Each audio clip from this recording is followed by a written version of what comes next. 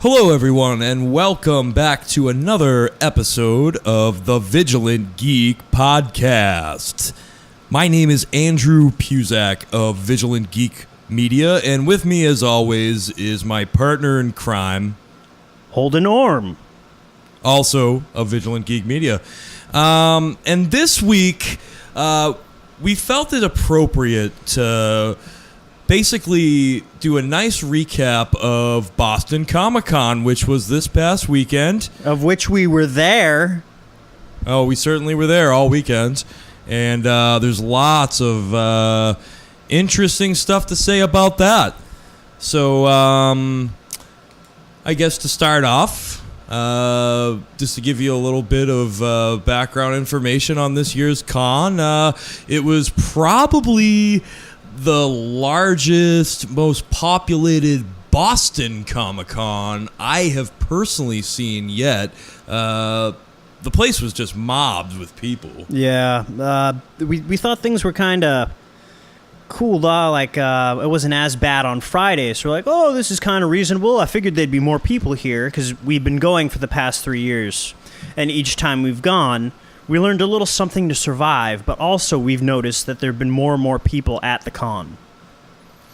Yeah, that's right. And then this year, it was the biggest turnout I've seen ever. So there was lots to see, lots to do.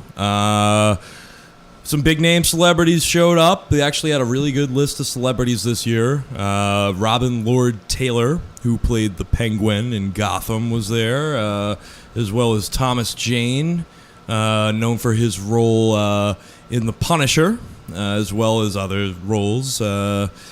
Billy Piper, who is famous for Doctor Who.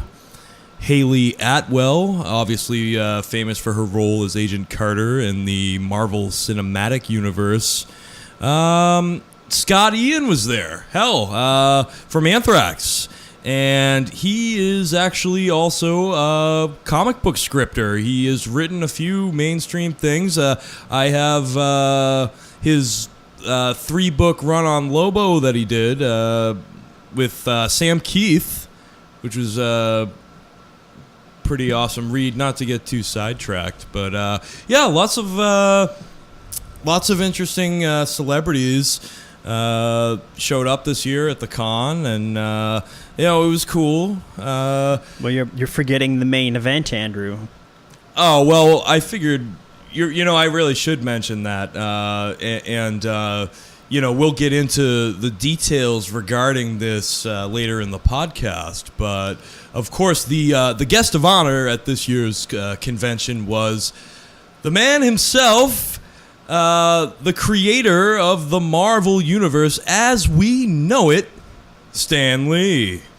And I was lucky enough to have the chance to meet that man, that comic book guru that truly revolutionized the industry today. So we will touch upon that. First, I'd just like to mention a little bit about the cosplay. Once again, with the amount of people that were there this year, obviously there was a lot more in the ways of cosplay, which is fun. And I typically enjoy it, although this year it really kind of seemed like there were just way too many cosplayers clogging up the aisles and stopping for pictures, and it was tough to notice all the important stuff like the artwork and the exhibits and the independent publications, because there's all these cosplayers. Particularly all the Harley Quinns and the Deadpools.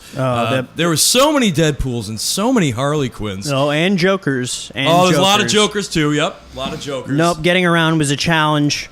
See, because if you're brought up and you have manners and you have a brain in your head, you know not to go ahead and walk in front of somebody and photobomb them when they're doing one of these photo ops. Well, they're going on about every 10 feet. So I find myself standing and waiting for someone to get their picture taken.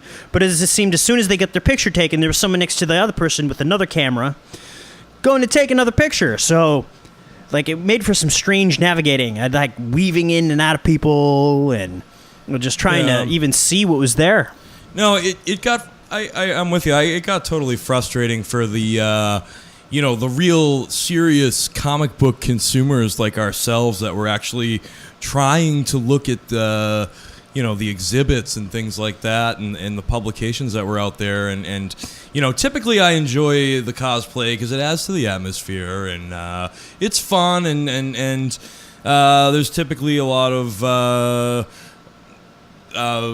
visually pleasing females dressed in different Marvel and DC character outfits and stuff. It's just cool stuff. But this year, I have to say, it just got on my nerves. I was like, enough with the cosplayers. Can you get out of the way? I want to look and see what some of these writers and artists have. That's what the con is like really supposed to be about. What the hell? I guess the con means different things to different people. Oh, no, it certainly does. I guess you get a certain amount of people who are just into doing the cosplay. So you got a fair amount of people of them. Let's see, there were a lot of Harley Quinns and Jokers and Deadpools, as always. But I think there were like a lot of people representing some Steven Universe this year, which is a cartoon on Cartoon Network. I'm not extremely familiar with it. I think it's only been out a season. So I guess I can figure out more later and tell you more about that. But I know for a fact that some of the characters were represented there. And then I think that was the majority of the key saturation points as far as... I mean, there were a lot of people being... lots of other different characters here at the con. It's just that the extremely popular ones were the ones that we just mentioned. Oh, absolutely. I guess one thing I did notice is the strong female characters that Marvel has really worked on and developed further over the past couple years. These would be characters such as Captain Marvel, Miss Marvel, there's a new Miss Marvel now, Kamala Khan. I saw a few young ladies dressed up as her. Scarlet Witch. Black Widow. Black Widow. There's some Black Widows out there. Black Widow, there's some great Black Widows. Black Cat. A lot of the strong female Marvel characters are starting to catch on in the cosplay community.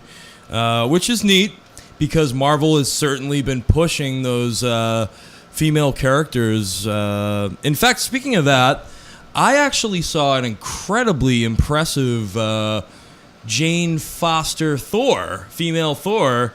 I don't know if you saw it, Holden. You might have been distracted. I don't know, but yeah, it was so on point. She had made her own helmet and her own costume. You could tell, but it was like. It was crafted in such a way that it looked legitimate. It was just cool. Oh, yeah. I mean, for a lot of local comic fans, Comic-Con locally is the cosplay Super Bowl. People just break out all the stops. Like, a lot of these outfits are really serious. Yeah, sometimes I think some of these people, they spend over a year, making these, like the guys that do the Iron Man costumes. Those are always impressive. The Iron Man suits that people actually like, they know how to bend metal and weld things and craft suits on their own, and it just looks so cool. Oh, there was like that one guy in the War Machine outfit. Yeah, the War Machine was so cool. Yeah, even had the fake chain gun on the shoulder. Yeah, that's right. It was so humid though. Oh, God, yeah. I much prefer my costume, which was guy in shorts and Aquaman t-shirt. Can't go wrong there. No, that is my yearly Comic-Con outfit. I'm always the guy in an Aquaman t-shirt and shorts. Every year, never fails. So if you want to find Holden at next year's con and, I don't know, harass him or follow him around, he'll be in that Aquaman. It's bright orange. You can't miss him. He usually wears khaki shorts, so be on the lookout for him. Yeah, but we got some great pictures that will be up on the blog in the next day or two of some of those cosplays. especially that female Jane Foster Thor costume, which was probably my favorite at this year's con. But yeah, so feel free to go on the blog, thevigilantgeek.blogspot.com, and poke around and check that stuff out too. So I guess this brings us to probably one of the favorite parts of the con for us, which was the sort of Easter egg we got to go on this year with the VIP passes. The scavenger hunt / Easter egg hunt. Yeah, in regards to meeting artists and writers and getting signatures, and we met a lot of cool people this year. Yeah, it was that was the meat and potatoes of this year's event. Out of the other years that we went, it was mostly about going to the panels, but this year the panels were kind of a little weak. But this time we actually had a lot of time to prepare. It's like each year we've gone, we've learned something. Like the first time we went, we learned that we need to bring our own lunch because the prices for food there are ridiculously overpriced. And the lines are ridiculously lengthy. You'd think you'd be getting something signed by Stan Lee, but you're actually just trying to buy chicken fingers. It's brutal. Yeah, and they're not even good chicken fingers either. Yeah, if we could give one Comic-Con tip for anybody looking to go to next year's con, I would say pack a lunch if you're gonna go. You'll save a few bucks and save some sanity. You'll save a lot of sanity because those food lines, surprisingly, the food line seemed better this year than it was last year. Yeah, I guess it was a major complaint over the time. They actually got people like doing concessions, moving around the con, and actually their carts would actually block up the line. Yeah, that was yeah, that was the other thing. It's like these damn food carts now that it's like a Fenway Park type atmosphere, but these huge carts and they're serving alcohol and they're serving all sorts of soft drinks and hot dogs or popcorn or whatever. Oh, yeah. And everybody's coming up to them like an ice cream truck in the middle of the road, and once again, can't get anywhere. You gotta, you're clogged up. The place was just clogged up with people like sardines in a can. But man, how many people were drinking beer at the SCOTT SNYDER panel? Like I must have seen like 5 people that are just sitting there with their aluminum cans. Just getting their buzz on. Yeah, I feel like, in American pop culture or culture in general, I guess, it seems like any kind of public event eventually gets turned into like a drinking event in some way, shape, or form. Obviously, you get sports, and now in regards to the concessions, there's alcohol is being served at Comic-Con and people are walking around drinking. Yeah, I thought they were trying to set the tone for more of like a family-friendly atmosphere. So that was kind of scratching my head a little bit when I saw that. But if there are people there and they're adults and they can enjoy responsibly, the minute like someone goes to get something signed and ends up throwing up all over the freaking one of the artist tables, then you might want to change the what you're doing on that. So our first tip for surviving Comic-Con would be pack your own lunch. Pack a lunch. Tip 2: waiting in the lines to get in, especially at the Seaport World Trade Center in Boston, can be fairly unbearable. Especially at the weather. It's beginning of August, end of July, and like the heat's historically has just been like 90 and humid. Getting into the con itself is a brutal act in itself. So our second tip to you would be, if you got the money, go ahead and just spring for the 3 days and get the VIP. Andrew and I did that this year, and so far it's been the most enjoyable con we've ever been to, because the minute we got there was either A, short line, which we easily got through and then immediately got in, or B, they were already letting people in and we just walked through because we already had the bracelets on from the day before. The amount of, once again, sanity saved by simply paying the extra money is absolutely worth it. And even though if you spring for VIP too, you actually get to cut in line for the celebrity photo ops and signature and autographs. I'm not a big celebrity picture and autograph guy, I'm more into collecting the artists and writers' signatures on the books that I brought. However, if that is what you're into, and there are certainly a lot of people that are, it's pretty much well worth it. I think the VIP was what? It's like $150. It's the same cost as like 3 days paying by itself, but you get the benefit of cutting in line and getting in early. Oh, yeah. I will never do another con any other way ever again. It was so worth paying the money because the amount of ground we were able to cover at the con was so much more than we'd ever been able to do in previous years, and it was just so much more enjoyable. We got to speak with a lot of creators. We'll get into that in a minute. A lot of different creators, though, that we probably would not have gotten a chance to see face to face just because of the amount of people waiting in line. So yeah, that is a huge tip. The VIP pass is really the only way to go. It's just, there's no other way to do it. Yeah. Just keep these two things in mind, and you really can't go wrong. The lines for the bathroom weren't that bad. There's certain bathrooms within the con themselves that don't have terribly long lines because not a lot of people know about them. So you just kind of scope the area out and come up with a little bit of a game plan. And also, if you can, go on a Friday because a lot of people still have jobs, especially during the summer. And on Friday is when we got a majority of what we were trying to do done. By the time Saturday came around, the place was just packed. Comics are becoming mega mainstream, super popular, and it felt like it was a line wherever we were walking. I don't know how many times I've said that. Yeah, but I cannot. Well. I need to hammer that point down.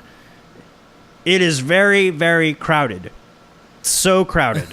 If you don't do well around large groups of people, you might want to go on one of the lighter days. Which would be Friday, absolutely. Friday, I mean, that's when we got all of our real signatures and everything. Friday was the best day of the con for me, and I assume for you too. It was just, we did it pretty much everything that we needed to do. So tip number 3 would definitely be, if you're gonna go, it would of course be ideal to go for all 3 days, but if take the personal day, go on the Friday at least, especially if you're somebody who wants to get some books signed and meet people, because Saturday, Sunday, forget it. You'll be waiting around all day long for one signature. So tip number 4. Now I actually have a tip. Yeah, hey, this is good. This is good stuff. Yeah, absolutely. I hope everyone's writing this down. Yeah, these are good tips for especially for Comic-Con newcomers. Tip number 4 is always be on watch for the fire marshal. Oh my goodness! If there was anyone who would be considered the villain of Comic-Con, it would be the fire marshal. The fire marshal. He's the all-seeing, all-knowing tyrant. He's out there, and he doesn't want you sitting down to rest your legs. No, he doesn't. You better get yourself a chair, like a law-abiding citizen. If he sees you on the ground, he'll shut down the con. Well, it's a fire hazard, and he'll roast your ass for that.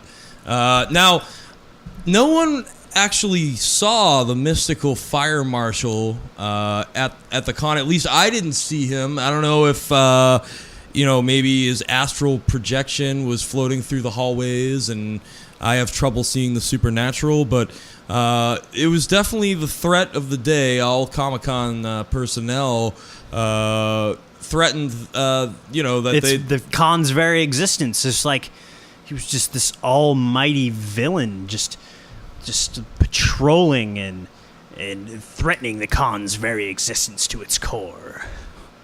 Yeah, so be careful if you're somebody who likes to sit on the floor, outside in the lobby, or in the hallways leading to the bathroom, because it is technically a fire hazard, and I just don't want to see anyone fall to the wrath of the fire marshal that would just be a sad thing. So, tip number 4, watch out for the fire marshal. Oh, I believe we're, threatened by... Let's see, one of the staff said that to us, only it was in a friendly manner, and it wasn't as bad. And then there was a guy who clearly wanted to abuse his badge that said staff and his dumb orange shirt that said staff on it as well. And then he was using the fire marshal's name in vain. And then, a couple more times we saw it happen to other people. Now, I'm not recommending this, but if you're going to go to the con and you want respect, you dress up as a fire marshal. And they will roll out the red carpet for you, and then you will get whatever your demands are, they will meet them. Yeah, I think I'm going to cosplay as the fire marshal next year. I'll have like the fire helmet and maybe a couple of flamethrowers or something. You should have a clipboard with a red pen. Actually, shit, that is way more powerful than a flamethrower. What am I thinking? That's right. That's what these people are really afraid of. They're afraid of getting their name written down. Ooh, that clipboard from hell. Excuse me, sir. Do you have a permit to be standing in that doorway? No, don't reach for the red pen. Oh, no. Before you know it, you have red in your ledger and you're getting your ass roasted by the fire marshal. So. Exiled from Comic-Con. Yeah, no one wants eternity. And no one wants that. So that's just a 4th tip to keep in mind. So moving right along, I think now is a great time to transition into talking about some of the industry creators that we got a chance to meet with face to face. There was a good crop this year. I was actually quite surprised with the amount of people who are actually writing books that I'm writing and illustrating books that I'm currently pulling as part of my stack. Extremely well represented this year. Some light sprinklings of some Marvel talent, but DC really represented extremely well this year at the con. Oh, absolutely. We really lucked out because... I was able to get a ton of stuff signed by a lot of different creators that I love. We both got different Batgirl issues signed by our girl Babs TARR. She's just amazing. Amazing artist. She's been drawing Batgirl now for a solid year, I'd say. She's super nice. I took a very creepy picture with her. It came out a little blurry, but she knew I was making a dumb face, but she knew that too, so she made kind of a dumb face too. Well, so I wouldn't feel weird, Oh, that was really sweet of her. I wouldn't call it creepy though. I mean, we did ask her for her permission before we took the picture. Oh, that's true. I was just the way my facial expression, which actually has kind of become the default facial expression for the Vigilant Geek. And if you end up hopping onto the blog, you'll see exactly what I'm talking about. Yeah, and like I said, that article will be up in a day or two. So as soon as you check out the blog, you'll know exactly what we're saying there. But yeah, no, Babs TARR is sort of the American comic industry sweetheart, I'd say. It was just a real pleasure meeting her. She's just full of sunshine.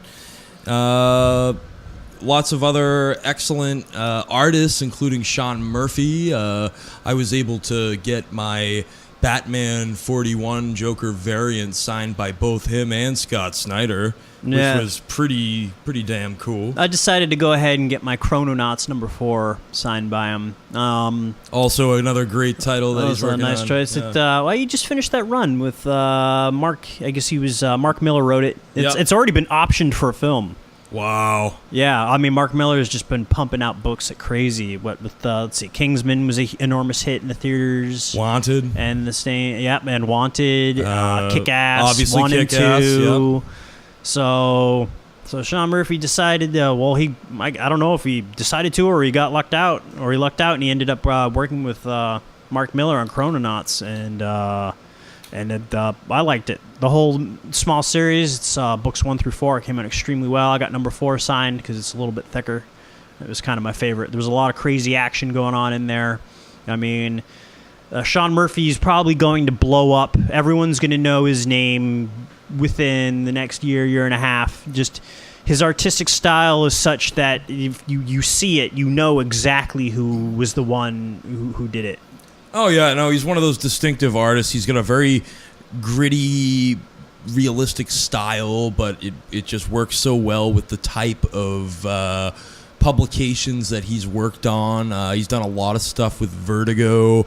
If you've heard of Punk Rock Jesus, that was sort of his big namesake there. He wrote and drew that, and then he also drew The Wake with Scott SNYDER, who wrote that. Right, yeah. He's done a lot of stuff in the industry. It was just a real pleasure getting to meet him. And sitting right next to him was famed cover artist Dave Johnson, who's probably best known for his covers on the 100 Bullets series, although he has done a lot of other things besides that as well. And I was able to get my Batman number 40 Joker variant that he drew, signed by him and Scott SNYDER as well, I was just tickled pink by that. So, moving right along. Let's see. Humberto Ramos, who's done a lot of work on Spider-Man. He was there. He was signing things, but for a fee. He was the only guy there who was signing things. He charged $5 per person for the signature, and you had to speak directly to, I guess, his manager or his assistant or something. He's one of those guys that wouldn't look at you or talk to you. Yeah, same thing with Tony Moore, who is the longtime artist on The Walking Dead. I mean, I was able to get my Walking Dead number 1 signed, so I was super pumped, but I had to talk to his publicist. He wasn't making eye contact with anyone, which is, yeah, I mean, his prerogative when you make it that far in the industry, I guess. Well, I mean, also, it's probably not too hard to figure that some of these creators and artists actually have their own deep-seated anxieties, and they're kind of antisocial, because, like, sometimes a lot of creative types are. So, oh, absolutely. Honest. But as far as Humberto Ramos is concerned, he probably made a mint at that con. Yeah, I guess if you wanted Amazing Spider-Man number 1 signed, you had to pay $10 for that. Yeah. See, I went and I just had a random one that he was working on a little bit.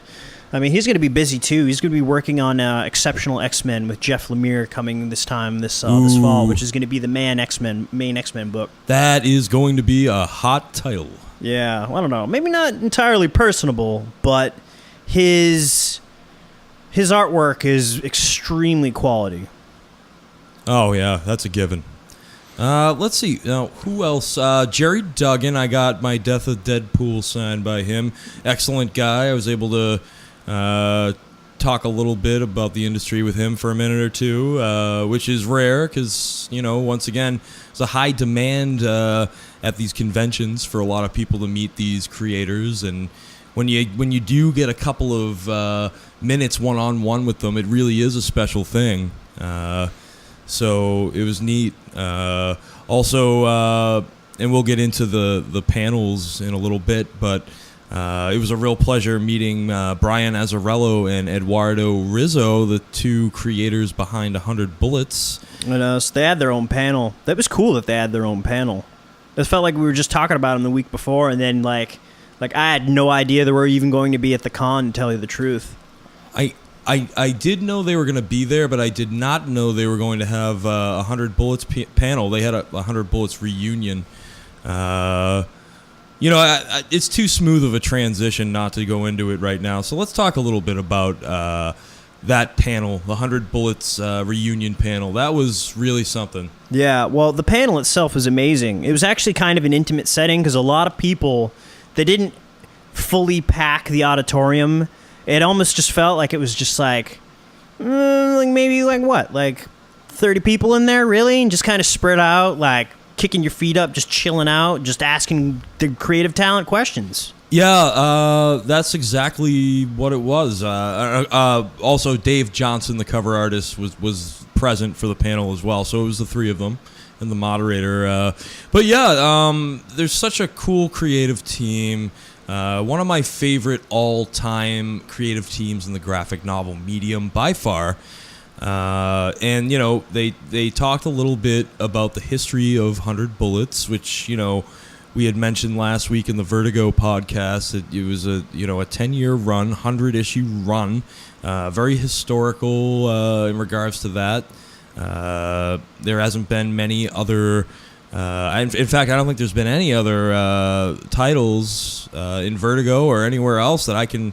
Well, besides the real mainstream comics. But besides that, I don't think there's been any titles that have made it past 100-issue runs. I mean, I could be wrong. No, there's only a handful. Hellblazer did. Oh, Hellblazer, that's right. Yeah. Fables did. Okay. Unwritten was getting close, but I don't think it made it. Well, mainly Vertigo titles then, yeah. Mainly. Well, I thought that's all we were comparing was Vertigo titles. Well, yeah, I guess pretty much, yeah. So... there's some here and there, but the 100 Bullets is probably one of the longest runs that they had. I think it was only really surpassed by like Hellblazer and Fables, and then I don't even think Sandman maybe went past 100. It might have. I'm not completely sure. Yeah, well, I mean, if you count like Overture and stuff like that, obviously, but that's separate. I think. No. I mean, those things are kind of stories on their own. They're not part of the main continuity. Not that title really had its own main continuity in the first place. They kind of like to jump around and tell stories in however order you chose to fit. But 100 Bullets, awesome, and also what we're talking about right now. Yes. Yeah, getting back on text. Yeah. So we mentioned last week about, you know, how amazing it is to have a story with that level of intricacy run for as long as it did, and then come full circle at the end. And it's just you can thank the real brainchild behind all of that, Brian Azzarello, for just coming up with that amazing plot, and then obviously Eduardo Rizzo for carrying it out through art.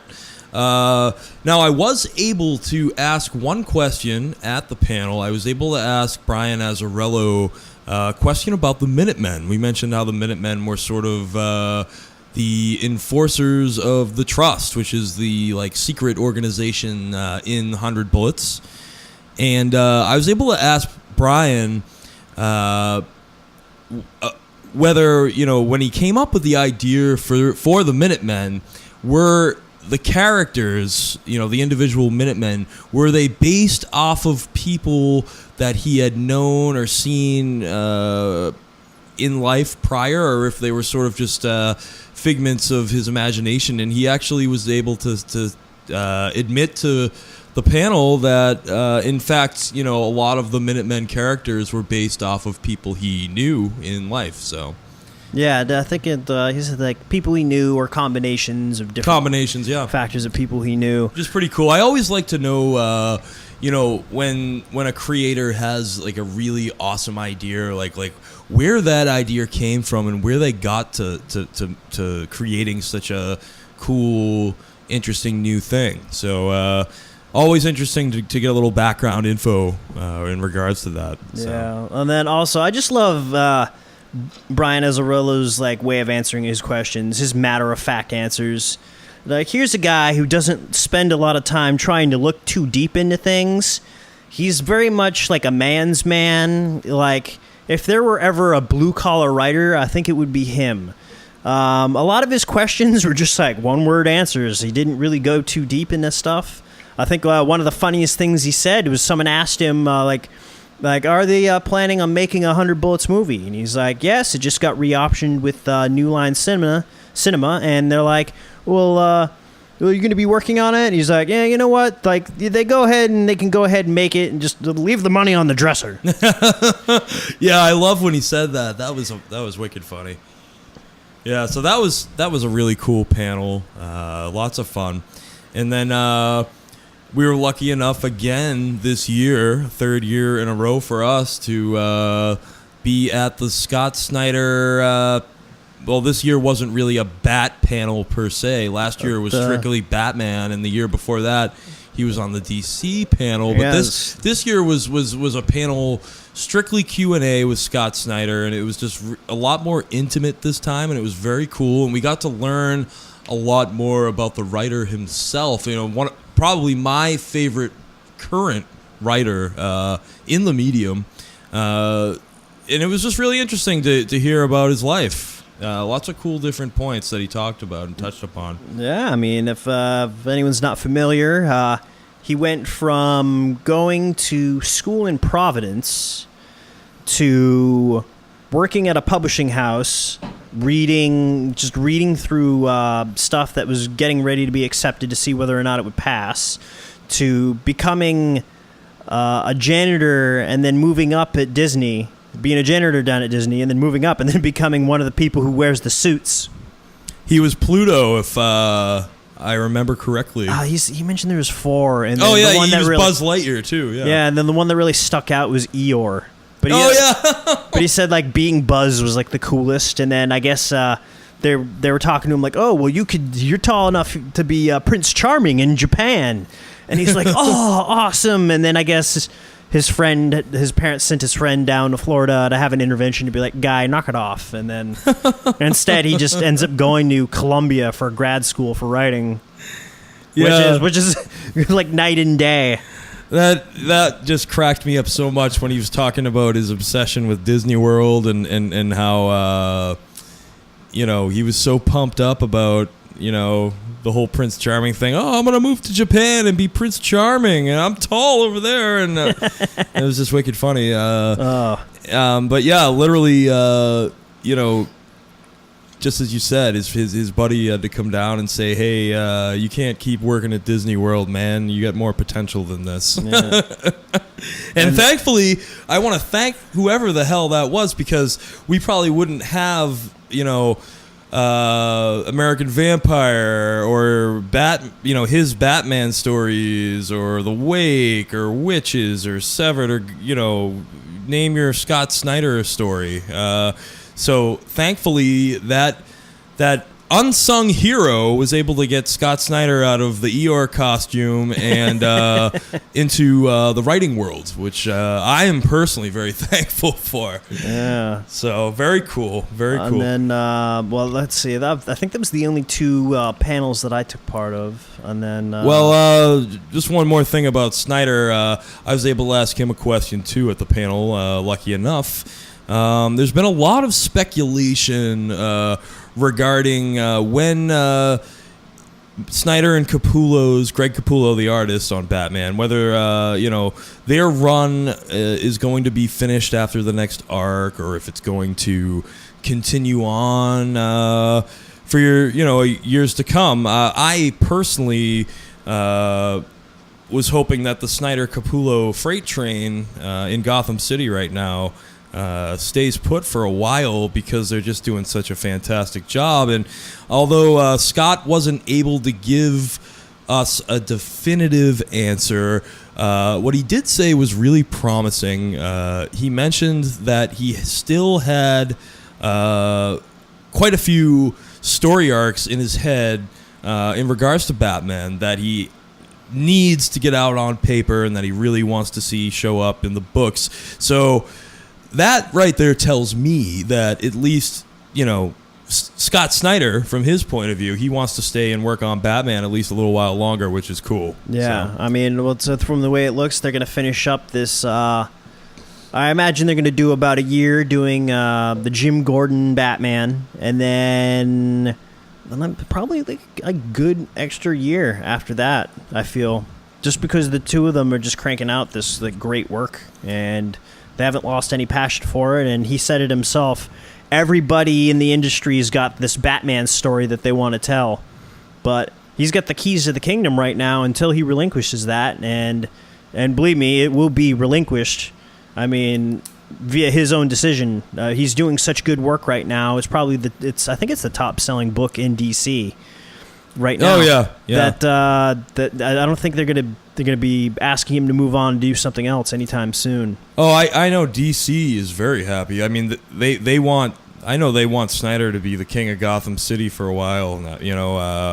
they handed him the keys. Mayor Haiti handed Scott Snyder the keys to Gotham, and yeah, like I said, I hope he doesn't give them up anytime soon. I'm sure, Greg Capullo's plans have a lot to do with it as well. Right, we didn't get to hear from him. He wasn't at this year's con, but some promising words from Scott Snyder, at least, that he's not looking to go anywhere anytime soon. So very cool. Yeah, quick story. Well, Andrew and I were actually trying to get Scott's signature all day Friday, and as it turns out, he ended up trying to take a ferry from New York, and then the ferry was full, so we had to turn around and drive an extra 2 hours, and then he got lost in Boston traffic, and they had to go get him. So it was about 4:35 till he actually showed up. Yeah. And then the line was really long to get the signatures, because you had to get these tickets, because the guy's in high demand. Like, everyone wants his signature. He's just like the hardest signature to get. Everyone wants it. So you and I kept checking up other things in the con, coming back and forth. And then finally it was just getting to the point where, you had to go and wait in the line to go do the Stan Lee thing. So I took Andrew's books, and we talked to the staff, oh yeah, no, he's signing 5 books at a time. So I took on Andrew's books, and I took it upon myself to get these signatures. So I ended up doing my hero, 2 laps around the con, just walking around checking up until finally I got the ticket called. So we finally get up, and I go, and he's like, hey, how's it going? He's like, I'm like, oh, this is crazy. I feel like I've been waiting in line for 3 years. I was like, really? Man, I think I've seen you before. I'm like, yeah, no, I've been at the Boston Comic Con for the last 3 years. Like, oh, all right, man. So I get the signatures, and I'm like, hey, you mind if I get my picture with you? And then he's like, no, sure, come on over here. And then one of the staff people who was working near him took my phone and took my picture, and it's on the blog. Well, it will be, if it's not already. Yeah, the article's almost done. I'm really looking to put that article up tonight. So let's see. Today is Wednesday, the 5th. Yeah. Yep. So it should be up today, if not tomorrow. So so there's actually some great shots of Holden and I with some famous people in the industry. It's pretty cool. You'll check it out on the blog, which is once again the Vigilant Geek .blogspot.com. So a couple of great panels there. Now there was a Marvel Universe panel which we did not get to attend, but there were no real Marvel creators representing none of the label at the panel at all. In fact, I don't even know who was on the panel, but it wasn't anybody that works on the books. I think it was a GERRY DUGGAN, and then... Oh, okay. Well, he works on... he works on Deadpool. Yeah, and then, there are a couple other ones, but they work on, some real fringy books, and it's... I don't know, maybe I'm just not familiar with their work, or I don't know, but if you're going to be... I just kind of feel like Marvel really just didn't step up to the plate and really represent at Boston Comic Con. And maybe the reason for that is because of their strong presence at San Diego Comic Con. Maybe, just because that's the biggest con and they're so close together. I don't know. I don't know, but there are a lot of college kids, a lot of literate people in Boston, a lot of people read comic books. My theory is that Boston is a DC town. Boston's a DC town, and we don't want those Marvel folks mucking up the place. I think you could be right about that. It could be a possibility. I don't have any facts or figures, and it's all hearsay, and I'm just running my mouth. But that from the presence that they showed as far as the creators for Marvel, it was very thin. DC represented much better. DC had Annie Wu, Babs, Sean Murphy, Scott Snyder, Joe Prado, Dave Johnson, Brian Azzarello, Edward Rizzo. The list goes on. Tim Sale was there. Yeah, I got his John Hancock on my Long Halloween there. And then also Jeff Parker. Jeff Parker was there. Jeff Parker. All these people who worked on DC titles. So Jason Latour. Yep. Yeah, that's another big name that we forgot to mention. Yeah, I think you could be right about that because even the past few years prior, there seemed to just be a prominent DC presence, and Marvel not so much. Nice. Well, with the except for the fact that Stan Lee was the guest of honor. Yeah, but when's the last time he's written a comic? Yeah, no, I mean, but no. I mean, you're talking about the man who created it all, pretty much. So, no, obviously that was maybe that they felt that was enough of a presence for Marvel having the big cheese there. That, or maybe their film success is just making them cocky. I don't know. Maybe they're too Hollywood now. They're too Hollywood for Boston.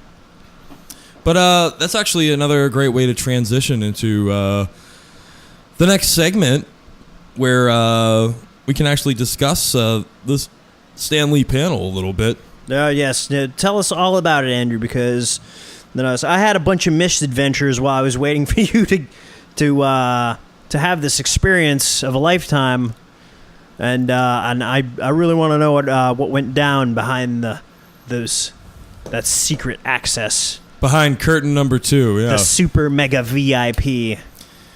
Well, it was obviously just an unreal experience meeting Stan. First thing that they had us do as part of the VIP experience was take the photos, and you'll see once again on the blog, my photo with Stan looks a little awkward. I don't really know what to do with my hands. I'm very thrilled, don't get me wrong, but they were shuffling 200 people in and out of there for pictures so that they could start the panel. And, so obviously it was a very fast-paced process. And Stan was just sort of sitting on a stool, and he kind of seemed like I was getting my picture taken with one of those wax dummies from one of those wax museums. He didn't move, he didn't speak. I wasn't sure if he was breathing, actually. I mean, he's 86 years old. He's like 93? He's like in his 90s. Well, it could be. Either way. He's very long in the tooth.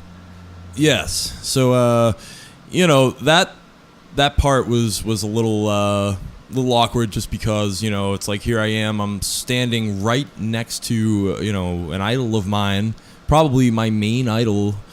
And, there's so many things you want to ask him. And it's like, all right, click, there's a picture. All right, move on.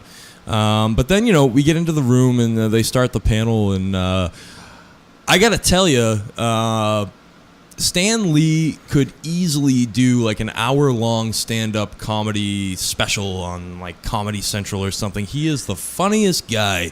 I feel like it might be an act, but it seems like he's kind of losing it.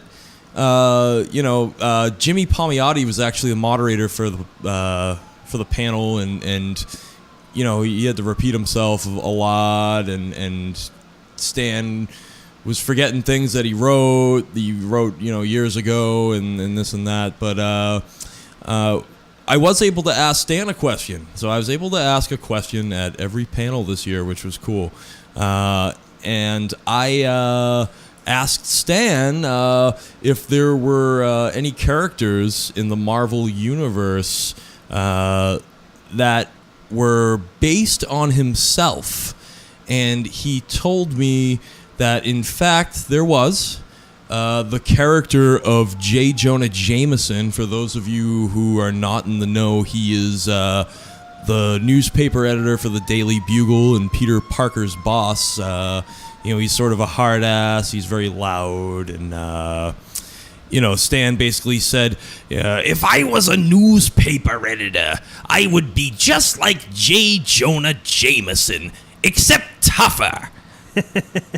And then I thought to myself, well, hell, he probably is, really nice guy, most of the time. But imagine being in the bullpen with him, working on books, or having him oversee things. Like, yeah, I bet he was a bit of a hard ass, and as he should be for, what he has created over the years.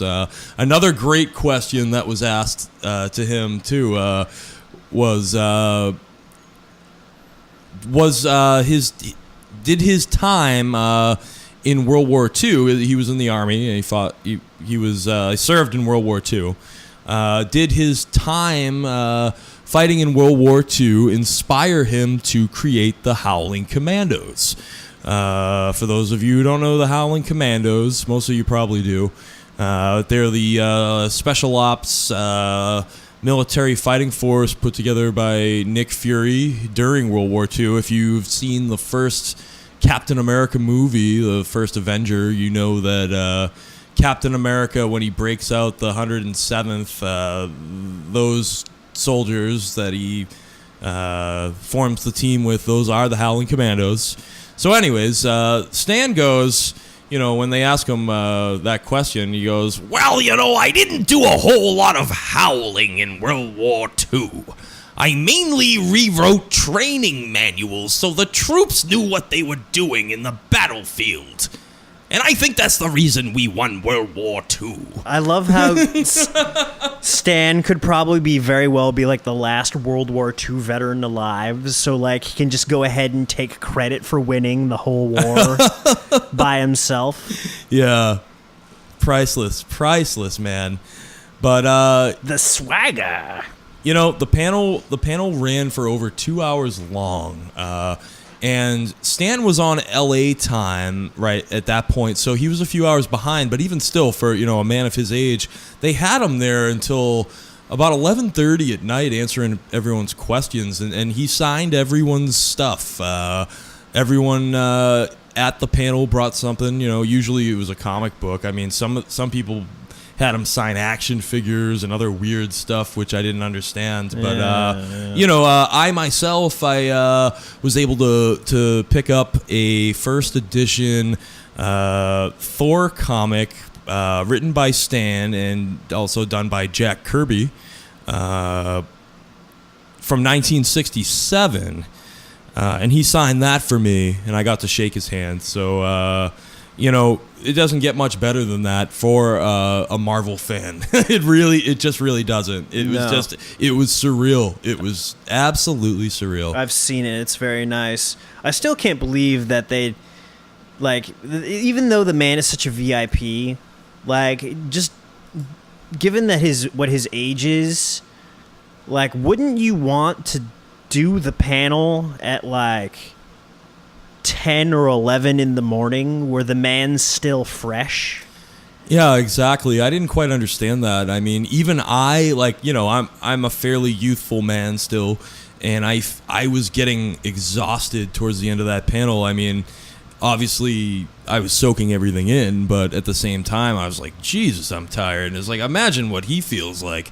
And you really can't take anything away from Stan in regards to his love for his fans, because there really isn't anything he wouldn't do for his fans, I feel.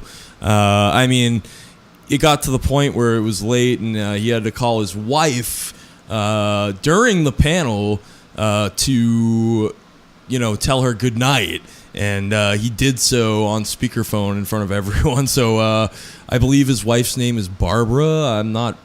I hope I'm not wrong on that. I don't know one way or the other, so I can't really call you out on it. But I remember seeing the documentary, so I know who, I've seen her on film before, so I know who she is. Right. And then, she said hi to everyone at the panel, and,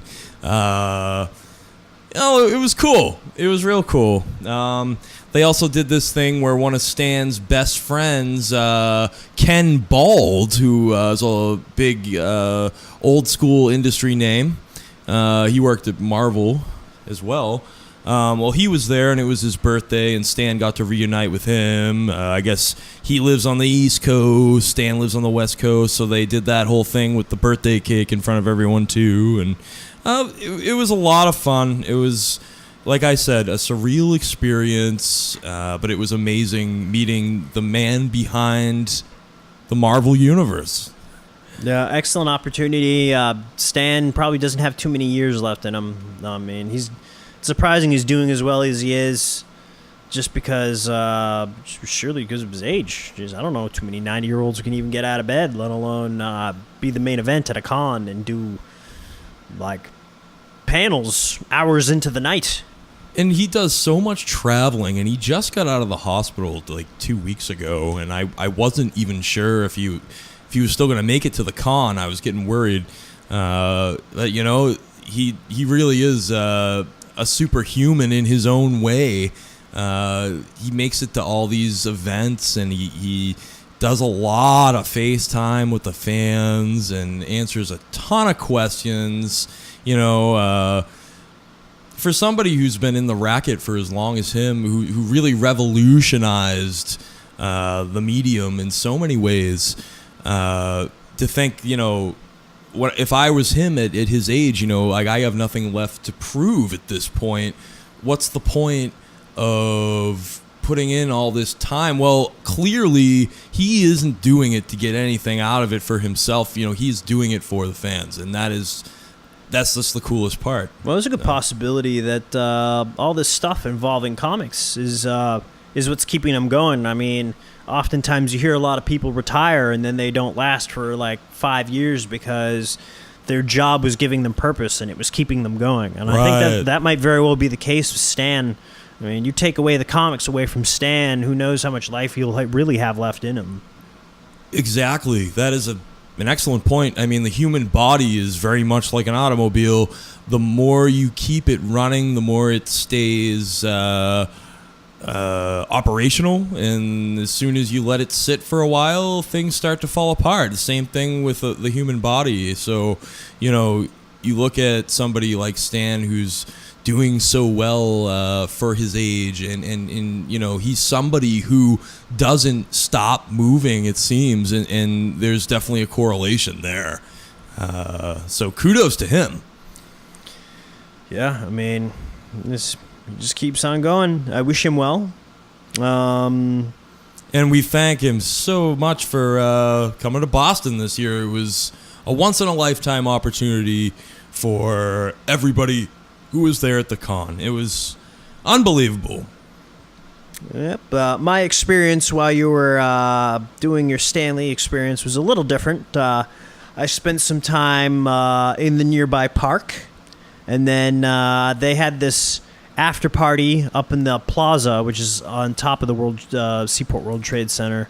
They had some food trucks up there. I went and I got myself a taco from one of the food trucks. Oh, Deadpool would approve. It was pretty tasty, although I don't think he would have gotten the tofu one, and I did. Nah, Deadpool doesn't have tofu. Yeah, Deadpool wouldn't eat tofu, not unless it was deep fried in chimichangas. Yeah. Yep. So I went and I had my taco and did a little moon gazing, walked around some more, ended up talking to some random people on the street, asking me what all the noise was. And I told them it was the after party, and then they looked down their nose at me and was like, "Oh, well, thank you," and then they walked off. Then did that, and then after that we called it a night. The Friday was just chocked full of all sorts of. We did so much stuff on Friday. We didn't stop moving either. Yeah. I know. So I think I lost 2 pounds just from that day alone, just walking around, seeing everything, getting all the names, taking pictures with people, listening to the panels. Sweating with all the geeks, nerds, and fanboys. That's right. It was every bit as active as it could have been. Could have probably went better. Saturday was a bit of a different animal. All the people who were at work on Friday showed up on Saturday. Oh yeah. And that's just when it was just completely mobbed. Like, you and I made a decision that we were gonna go to the Snyder panel, and then once we were done with that, I went and I picked up some first edition Ninja Turtle books, which were good finds. They were really good. Very price. rare. It was the first 7 for about $50 for the complete, and such a good find. I'm a little jealous of that, actually. Yeah, I mean, I couldn't believe I saw it either. I was just like, whoa! And then So we picked up that, and then we went and we checked out some titles and touched a base with some of the independent creators that we know and haven't known, and picked some of their stuff up. We loaded up, and just a heads up, Vigilant Geek fan base. But I don't know. Do you think we have one? Should I just say that anyway? Oh, of course we do. I can tell by the stats that we do. We do? We got we got stats. We do have a fan base, absolutely. Well, what we did was we are doing this thing that was one of the main reasons why we decided to get into the podcasting and bloggery. Is we're going ahead and we're going to start covering indie creators, local indie creators, and we're going to try to help people get some exposure so they can tell their stories.